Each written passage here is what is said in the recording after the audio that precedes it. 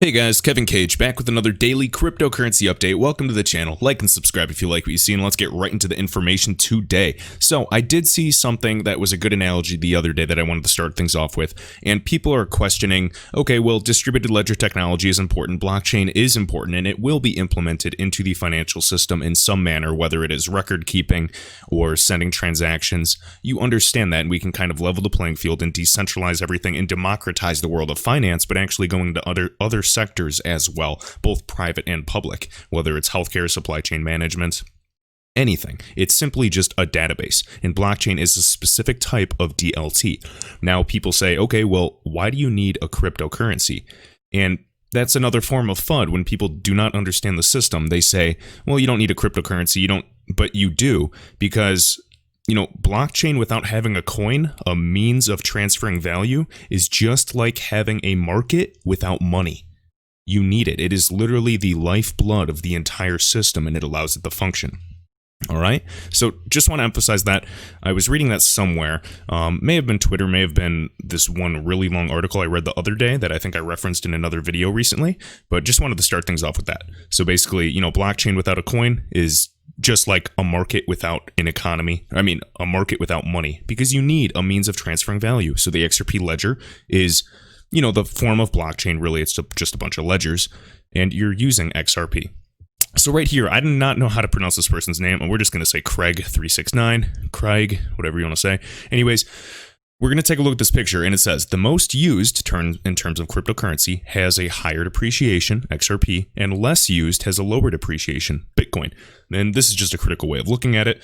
As we see here, the 24-hour transactions, but if you're looking at it for like 30 days, you will notice that this is constant and ongoing. So as we can see with the market capitalization on the left side, Bitcoin is in blue, yet XRP is in orange, and now we see Ethereum, of course, in second in terms of market capitalization. Now remember, market capitalization is a stock metric. It means nothing in the cryptocurrency space. There will be new forms of metrics, just like, fair coin value in the future. They're finding different, reasons, PE ratios, or liquidity metrics to accurately try to enable price discovery. But we need this to be more available and widely available, and it'll take time because market capitalization is simply the circulating supply multiplied by the last traded price. All right, so it does not mean there's that much money in it. It's just the valuation. Now, transactions. We can see that XRP is the king of transactions over the last 24 hours when this was taken. And then, of course, Ethereum, number 2, and then Bitcoin right here, and then even Bitcoin SV, just a fork. And I do not trust any forks, whether, there could be a good future with Bitcoin Cash, but personally, I'm staying away from it. I do not like fork technology, especially from an investment perspective. I think it just kind of messes up everything. All right. Sorry about that. But okay, so just wanted to show this, guys, and this is simply a matter of time before this reverses. We want the transactions to increase, and we don't want them to be silly little transactions taking up and congesting the ledger either. We want higher value to be transmitted on this, and it is simply a matter of time. Next, I wanted to go over this development. So Ripple, DOP's X songs might just be the music to everyone's ears. So I know this just came out the other day. I want to go over this briefly. So we have the emergence of various online marketplaces such as iTunes today, Google Play, Spotify, and they've eased the process for new artists entering the market. Who likes to pay for music? And they talk about the issue of pirating music, how much money per year is actually pirated, and they're saying roughly between $7 to $20 billion is digitally pirated of recorded music per year. And then right here, I'm going to kind of skim through this because I read this earlier. It's equivalent to over 71,000 jobs in America alone. And now we're just talking, can the XRP Ledger product pose as a solution? And they talk about cryptocurrencies and blockchain having found their use in various industries by revolutionizing the realm of payments. Now, obviously, payments are in all sectors. XRP out of any cryptocurrency is best posed, or positioned, I should say, posed, whatever, to actually solve for the payments problem due to scalability. The cost, its network fees are, very, very short. Its network consensus mechanism, granted, Cardano has the potential to be the most decentralized. At the end of the day, people just want payments to work and work quickly. And another quote by David Schwartz, CTO of Ripple, the end game, just shared by Marvin Martian, the end game is just money moving invisibly, as easy as information. So we just want value to move. We don't care what happens. We're going to be picking the cheapest and most efficient one. We don't even need to know, at least on the retail side. All right, so in an interview with AMB Crypto, and this is the gentleman, so Director of Products, DOP of Ripple, it is Craig DeWitt, so definite follow on Twitter, and he literally works at Ripple, but he worked on developing this at night, and it's a new product called X Songs. So this interview, he talks about this and how he came up with the idea. So he says, I always wanted to build a better way for musicians to monetize their songs. The big artists receive less than 10% of their music sales. The non-mega artists, the up-and-coming ones, the people that are really just trying to get off the ground and actually need the money and support more than ever, receive nothing. That means we're not seeing a lot of what the world has to offer from creators because there's just no way for them to effectively monetize their content. Guys, just like Google Play, we have, iTunes, all of those intermediaries, they get a huge pay cut. And intermediaries, as we're moving towards the future and trying, society's tending to swing that pendulum towards more decentralization and a level playing field, or at least more distributed, that's what we're going to be doing. We will be getting rid of the middlemen. Back in the day, middlemen, intermediaries were obviously a great business model, but society's swaying again with their tendency. So right here, XSongs is a free and open digital platform that allows anyone to sell his or her original digital content to the world for 100% of the revenue. This is all thanks to the efficiency, how cheap using the XRP ledger is. When you're sending millions upon millions, we're talking about pennies in terms of transaction fees on the network. That is amazing, guys. This is truly revolutionary. Obviously, it's significantly cheaper than Bitcoin compared to proof of work. We are utilizing a proof of consensus or proof of correctedness mechanism. All right, so right here, the journey after understanding the injustice, and I just want to go over this article, guys, because I think this is a really cool use case, and this is different than the typical, global remittance and trade finance aspect of everything. So DeWitt started building XSongs as a personal project. Spring, or XSpring, this initiative that has funding for different groups to build upon the XRP ledger, obviously, had introduced the Spring platform for developers. And now he says the XRPL or XRP ledger is why I started working at Ripple. So I wanted to use this project as an opportunity to build something directly touching the ledger. The XRP ledger, obviously, it has a bunch of features, guys. It says it has a great feature called destination tag. And that has, really quick, guys, let me look at something. I also, guys, I recommend, so you go, here's the website. Sorry, I have it here on my poster next to me. So the XRPL.org, that's where you can read all about the XRP ledger and its features. You can go on and on for hours. So right here, the XRP ledger has a great feature called Destination Tag that has allowed XSongs to outsource the invoicing of payments directly to the ledger. Built upon that, it's not going to just support musicians, but slowly expand into a marketplace for everything digital with songs. Everything music, guys. All right, and even just creators. So podcasts, digital art, video, written work, and even applications all sold by creators for direct payments. And we actually already have some progress. Various singers building upon this. There was one right here. So this one artist, and this is recalled by DeWitt, one artist made over $900, or 900 XRP, excuse me, so $270 at this time of writing, in less than 24 hours of the launch, all from a song he recorded on his iPhone, XSongs. It would have been impossible for the artist to monetize the content without this platform. Absolutely. And I'm sure a lot of people that are in the industry, you're familiar with this. Like artists, even like the well-named artists, they go on tour to actually make money. If you're not going on tour, you obviously are getting huge amounts of revenue lost due to, all these systems along with that. So right here, focus on songs, showdown, already read all this. The best part is the platform will always be free for creators, and the creators will always receive 100% for what they've built. It's great to build something for the builders. Love that, guys. So let's keep an eye on XSongs. Let's see what other, projects, other competitors might be building. Whether it's on the XRP ledger or not, guys, I want competition in this space because it will drive innovation, and at the end of the day, the best service and best product will win. So the market will decide. Now, in reference to XRPL.org, of course it's right here. I should have just clicked here. So right here, Real XRP Boy. So an explanation of Ripple's XRP escrow. Again, we can see this, the amount of XRP actually released into circulation will likely be much less than this. And then this is the point I wanted to emphasize. Ripple expects that escrow will increasingly be used for higher value on-ledger and cross-ledger atomic payments using the Interledger Protocol, ILP. So they're expecting this, guys. There's so much FUD that says, oh no, Ripple, they're just a remittance company. They want to just do low value, high volume payments forever. They're not talking about higher value. They absolutely are. But when you start things off, yes, even in videos, yes, it has said low value and higher volume payments, because those are the low-hanging fruit. That is what the remittance market really will consist of. But yes, they're still building other products. Why would they invest so much into building decentralized finance products, these DeFi products, working with Logos, with all of these other countries? There's more on the horizon, and we are simply only seeing one little part of this iceberg. I just want to emphasize that. It's saying high value. And then R3, we have all kinds of groups incentivized to do this. We hear David Schwartz talking about how they want XRP, the price, to appreciate significantly.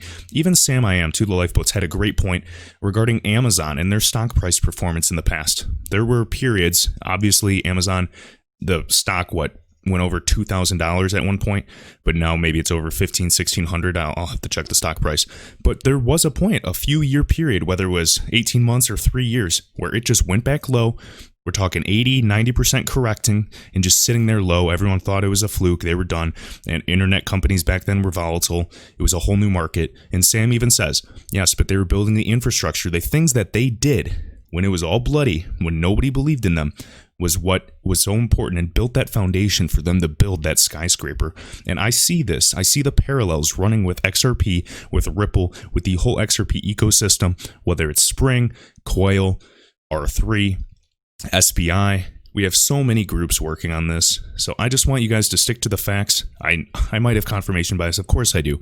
But when you're really reading all this each and every day, and I see any type of bad comment or any type of fear, uncertainty, doubt, any fake article, I go through it. And at the end of the day, I look and I'm like, it's all or nothing. And at this point, I truly see upside. So I'm just dollar cost averaging day in and day out. If you guys want to step away and not worry about this for a while, don't watch these videos. Maybe come back when, the price gets moving. But as me as an investor, I want to keep up to date. And I'm actually excited about this too. All right, and we're going to finish off with this, guys. So this is Tony Valentino. Remember, the tweets that I reshare or even talk about, it does not mean I believe it, but I do think it's worth sharing. And remember, entertain a thought without fully accepting it. That is one sign of intelligence. So let's keep that in mind. So this guy, full of conspiracies, but his information seems to be pretty legitimate. It's well thought out, and I understand if it can be a bit abrasive at times, but I do appreciate it. So right here, Susan Athey attended Bilderberg Group meeting in 2014 alongside Christine Lagarde. Now she's the ECB president, the European Central Bank, and other bankers. A few months after that, she actually joined the Ripple board, so she's a Ripple board member. Now this, supposedly, he believes that, the deep state, the globalists, took over Ripple years ago. She knows that banks have no choice, and that's why they're hungry for Ripple Tech, and XRP believes that XRP is meant to retire the US dollar reserve status. And I get some of you might be like, hey, no, that's impossible. That's crazy. And you know what? That's not why I invested in XRP. I invest in XRP for its technology, its partnerships in the future, and its actual use case and need today. But this would just be icing on the cake. And I'm not going to bank on this. I'm not going to overinvest because of this, but it's worth sharing and worth getting your opinion on if you want to comment down below. I'm going to skim through this. Some of it can be very controversial, so keep that in mind.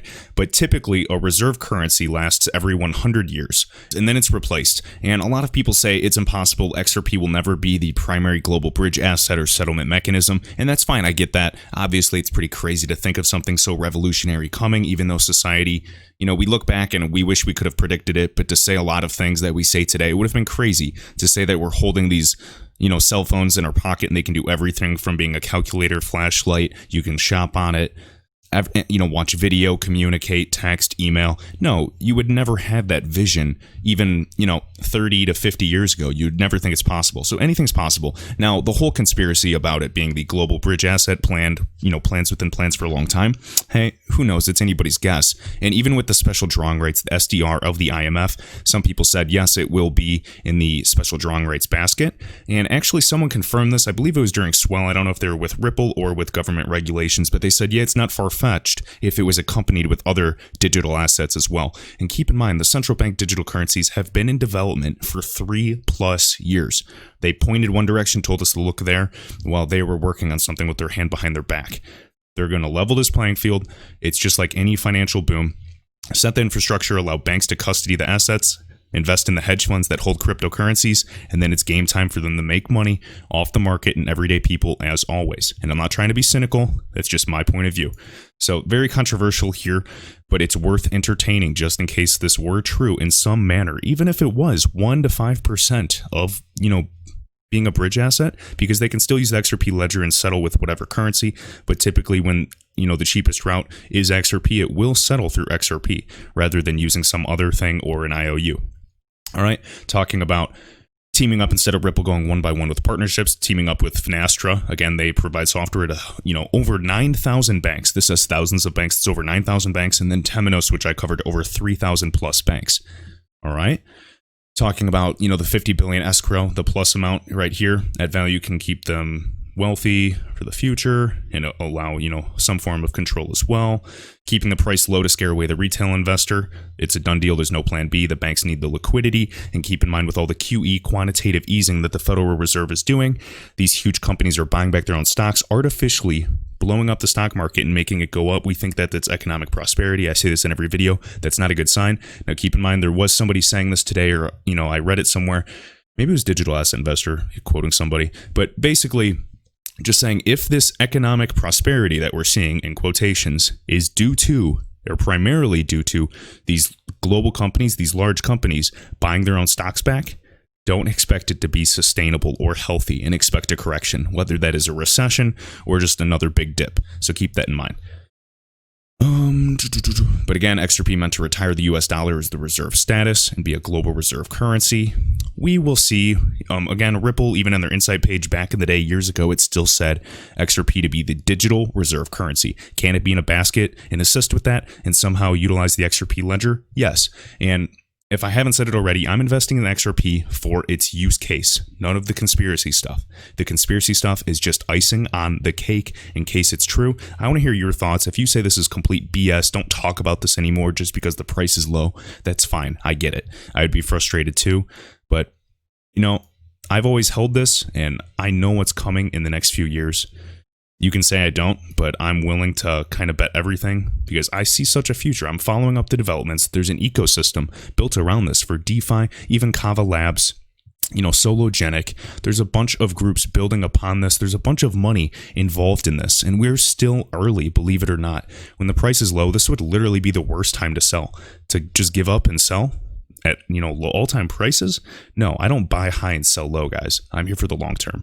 So hopefully you enjoyed that information. Basically, just wanted to talk about XSong, wanted to talk about transactions the last 24 hours. Again, talking about high value payments on the way. Keep in mind R3, SPI, huge groups, even the Money Tap application that we've been hearing so much about, hopefully in Q1 of 2020. Talking about being the settlement mechanism because customers do not care at the end of the day. You and I, we still don't really understand. How many of your friends actually understand the correspondent banking network? I bet very, very few. And then talking about this crazy tweet by Tony Valentino. But if it does happen, hey, maybe it's not so crazy after all. But again, guys, I will see you in the next video.